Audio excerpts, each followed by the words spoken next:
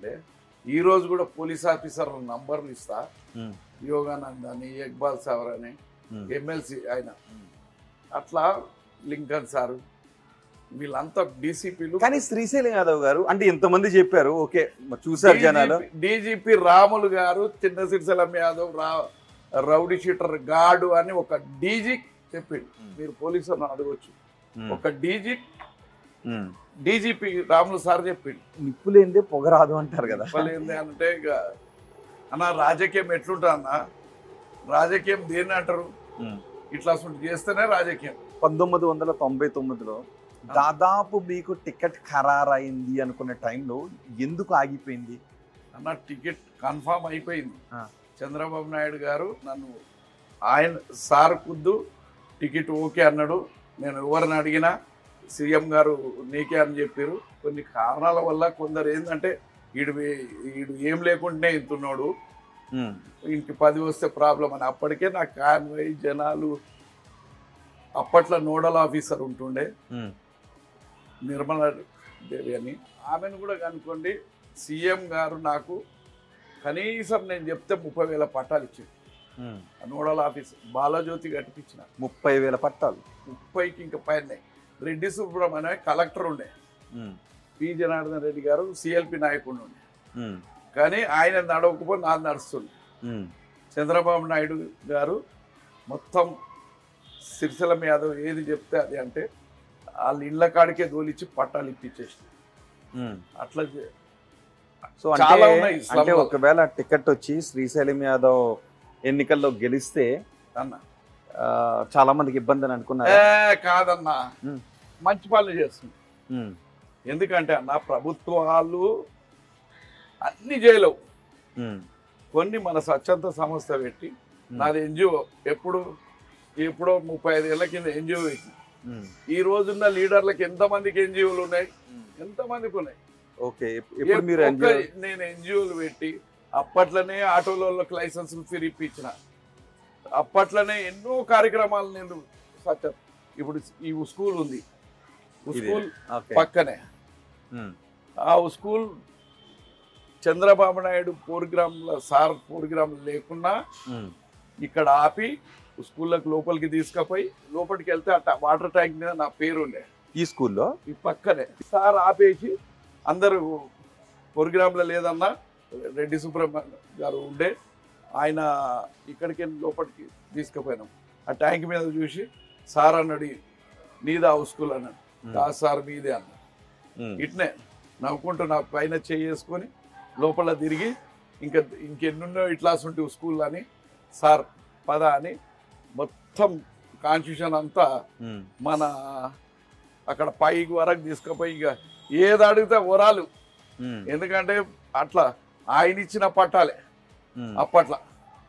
Film Nagar ఇవి రకంగా develop చేసినాం. అంతేగాని ఇప్పుడు కూడా మేము సోషల్ వర్క్ కంటిన్యూ. ఏంటి ఆ రోజు ఏమైంది? స్కూల్ దగ్గరకు వచ్చిన తర్వాత, తీసుకువెళ్ళిన తర్వాత స్కూల్కి ఏమైనా ఇప్పించారా? ₹1 కోటి ఇప్పించాం. కలెక్టర్ గారు చెప్పిండు అప్పుడే, ఇదేం కావాలి అంటే మళ్ళీ సరిపోలేదు సార్ అని పోతే మళ్ళీ ఇంకొక వాళ్ళంతా డెవలప్, అదే డెవలప్మెంట్. 3,000 మంది పిల్లలు చదువుతారు ఇప్పుడు. హైదరాబాద్లోనే #1 స్కూల్.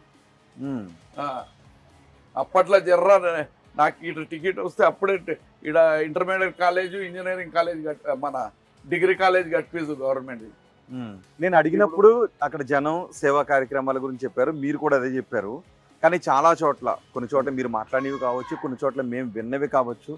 మరి మీరు జైలుకి వెళ్ళడం, కేసు పెట్టినప్పుడు పోవాలి కదా జైలు. ఎన్ని కేసులు ఉన్నాయి మీ పైన? నా పైన ఏమున్నాయి, 35-40 ఉండే. కన్విక్షన్ పడింది ఇందులో? నేను ఒక కన్విక్షన్ లేదు. కానీ శ్రీశైలం యాదవ్ గారు జనాలను వెళ్ళి అడిగితే ఆయన మాకు రౌడీజం చేసినట్టు తెలియదు అని అంటారు. పోలీస్ స్టేషన్లో రౌడీ షీట్ ఇప్పటికీ ఎందుకు లైవ్గా ఉంది? ఇప్పుడు ఈ విషయం ఏంటంటే 20 మంది సిరిసిల్లం యాదవ్లు ఉంటారు. ఎవరికి ఏం చేసినా అది సిరిసిల్లం యాదవ్. తండ్రి పేరు మల్లయ్య యాదవ్.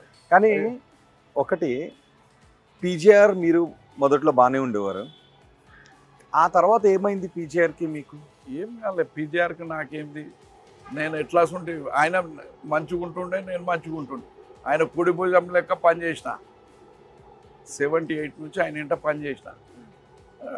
ఆయనకే మాకు అప్పుడు ఓటు కూడా రాలే, అప్పటి నుంచి పనిచేసినాం. తర్వాత ఆయన బి మమ్మల్ని అట్లా చూసుకుంటూ మేము బి అట్లా ఉన్నాం. తర్వాత 89 ఒక 12 ఏళ్ళ తలకల మా ఈ స్పీడ్ పెరిగిపోతలకల కొంచెం ఆయనకు అంటే శ్రీశైలం యాదవ్ ఇదే ఎప్పుడైనా దూకుడుతో threat. ఉంటే రాజకీయాల్లో ఎక్కడికో వెళ్ళిపోతాడు అని వెళ్ళలేక ఒక కేసులలో ఇరికించుకోము, అట్లా అయింది. సరే చాలా జరిగినాయి. ఉమ్, తర్వాత చంద్రబాబు నాయుడు గారి దగ్గరికి వాళ్ళు అడిగి వాళ్ళు ఆహ్వానిస్తేనే నేను వెళ్ళిన, పిలిస్తేనే. చంద్రబాబు నాయుడు పిలిచారా? కలెక్టర్ గారు వచ్చి జనార్దన్ రెడ్డి గారు ఏమన్నారంటే, ఉమ్, తమ్మి సీఎం గారు మన ఏరియాకి రానియద్దు, మనం ధర్నా చేయాలని. సరే ధర్నా చేయాలి అన్నాడని ఎమ్మెల్యే చెప్పిండు. ధర్నా చేద్దామని అంతా రెడీ అయిపోయినాం. ఉమ్. అప్పుడు అప్పారావు ఉండే కమిషనర్. చంద్రబాబు నాయుడుకి వ్యతిరేకంగా ధర్నా చేద్దామని వెళ్ళారు మీరు. వెళ్ళినోళ్ళను ఆ, ఆ రెడ్డి సుబ్రహ్మణ్యం గారు మమ్మలను ఆయన దిక్కు మలుపుకోండు. ఆయన చాలా కలెక్టర్ గారు చాలా తెలివిగల ఆయన. ఉమ్, ఆయన మలుపుకొని సిరిసిల్లం నువ్వు నీ మంచితనం నాకు తెలుసు, నీ అభివృద్ధే కదా. అవును సార్ అన్న. ఉమ్, ఇప్పుడు ఎలక్షనా, నువ్వు ధర్నాలు చేస్తా, ముఖ్యమంత్రి గారు డెవలప్ చేస్తానికి వచ్చిండు, ఉమ్, నువ్వు పనులు అడిగాయా, నీకేం కావాలో నేను చెప్తా, నీకేం కావాలో చెప్పు, నేను ముఖ్యమంత్రితో ఇప్పిస్తా. ఉమ్, నువ్వు ఇప్పుడు ఎలక్షన్ అప్పుడు గొడవ చెయ్యి, ఉమ్, ఇప్పుడు ఎలక్షన్ కాదు కదా. ఇమీడియట్లీ నాకు కూడా కరెక్టే కదా అనిపించింది. ఉమ్, సార్ చెప్పింది కరెక్టేగా. ఉమ్, ఆ తర్వాత సీఎం గారు ఇక ఆయన వెళ్ళిపోయిండు. అవన్నీ మంచి ప్రోగ్రామ్స్ సక్సెస్ అయింది. ఇంటెలిజెన్స్ వాళ్ళు మీరు ఇక్కడ ఖైరతాబాద్ పోదు, గొడవ అవుతుంది అది ఇది అన్నారు. అట్లా ఉంటే చిన్న గొడవ కాకుండా ఉమ్, కవర్ అయిపోయింది. ఉమ్, దాంతో మన ఇక అందరు వాళ్ళు మంత్రులు ఎమ్మెల్యేలు అందరూ ఉండే.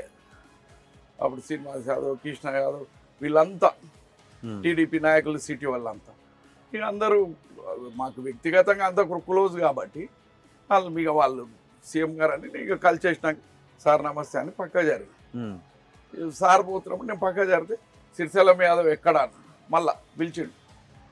అనగానే శ్రీనివాస్ యాదవ్ గారు వచ్చి పిలవంగానే పోయినా. సార్ ఎప్పుడు కలుస్తున్నావు అన్న. సార్ కలుస్తాను. సరే అని చెప్పి ఒక వారం అయినాక నాకు తెలియదు, కలిసే ఉద్దేశం కూడా లేదు నాకు.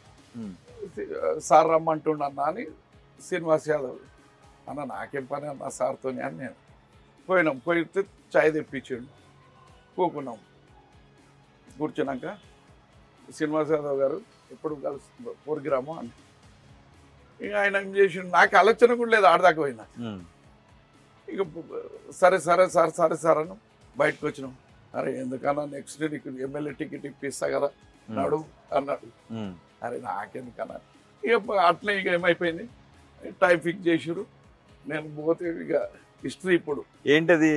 రాలి 1,00,000 మందితో వెళ్ళారంట, ఒంటెల మీద వెళ్ళారు. యాక్చువల్లీ 11 గంటలకు ప్రోగ్రామ్ ఇస్తే రాత్రి 11 గంటలకు దాకా సీఎం రాత్రి 11 గంటలకు కలిసిన. అంత జనం అక్కడికే నాకు ఇప్పటిదాకా అట్లా ర్యాలీ ఎవరు కూడా తీయలే. ఇప్పుడు మా కొడుకు నవీన్ యాదవ్ బ్రేక్ చేస్తట్టు ప్లాన్ చేస్తున్నారా? ఆయన చేసుకుంటూ 1,00,000 మందితో నామినేషన్ వేస్తాను. ఓకే, అది మా డాడీ రికార్డ్ నేనే బ్రేక్ చేయాలి.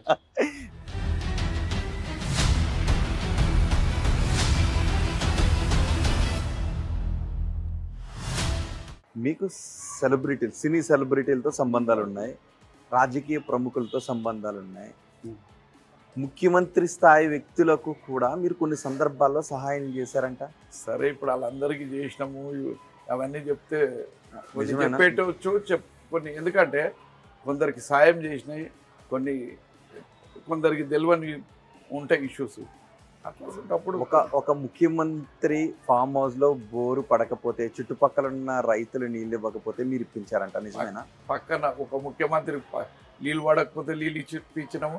ఒక ముఖ్యమంత్రికి వాస్తు డోర్ లేదంటే వెనకకి డోర్ పెట్టించడం. ఒక ముఖ్యమంత్రి అల్లుడు ఇంకొక ఆమె అలా కూతురుని ఇడిచేసి ఆ ముఖ్యమంత్రి ఆ అల్లుడిని తీసుకొచ్చి సెటిల్ చేసినాం. ఇంకొక ముఖ్యమంత్రి బిడ్డలకు దగ్గరుండి పెళ్లి చేసినాం, చందాలు వేసి కొడుకు బిడ్డకు. చాలా ఉన్నాయి. కాదు పేరు అవసరం అన్నప్పుడు చెప్తా. లేదు, మీరు స్కిప్ చేసి వెళ్ళిపోవద్దు. లేలే, అది అవసరం పేర్లు ఎవరి చెప్పా, మళ్ళా అవసరం ఉన్నప్పుడు చెప్తా. ముఖ్యమంత్రి సరే ఇవన్నీ కొన్ని పాపం ఇవన్నీ ఎందుకు పేర్లు గిల్లేదు. సరే, ఒక ముఖ్యమంత్రి స్థాయి వ్యక్తికి మీరు దారిప్పించిన మాట నిజమేనా? ఎస్. అరే అవన్నీ ఉన్నాయి అన్న. అంటే ముఖ్యమంత్రి స్థాయి వ్యక్తులు చిన్న సెటిల్ issue చేసుకోలేని అరే, వాటిని ఇక్కడ నువ్వు నేను ముఖ్యమంత్రి స్థాయి వ్యక్తులు సెటిల్ చేసుకోలేని వాటిని శ్రీశైలం యాదవ్ సెటిల్ చేసి నేను సెటిల్మెంట్లు చేయలేదు, ఏమీ చేయలేదు, మళ్ళీ నేను చాలా సింపుల్ అని అంటాను. ఎక్కడ మ్యాచ్ ఏముంటది అన్న, కొన్ని ఎట్లుంటాయి డిపార్ట్మెంట్. ఇప్పుడు ఒక పెద్ద వ్యక్తిని బదలాం చేస్తాందుకు చిన్నగా మాట్లాడినా, చిన్నగా ఏది చేసినా కబ్జా చేసిరా అంటారు. నేను పేరు చెప్తాను ముఖ్యమంత్రిది. రాజశేఖర్ రెడ్డి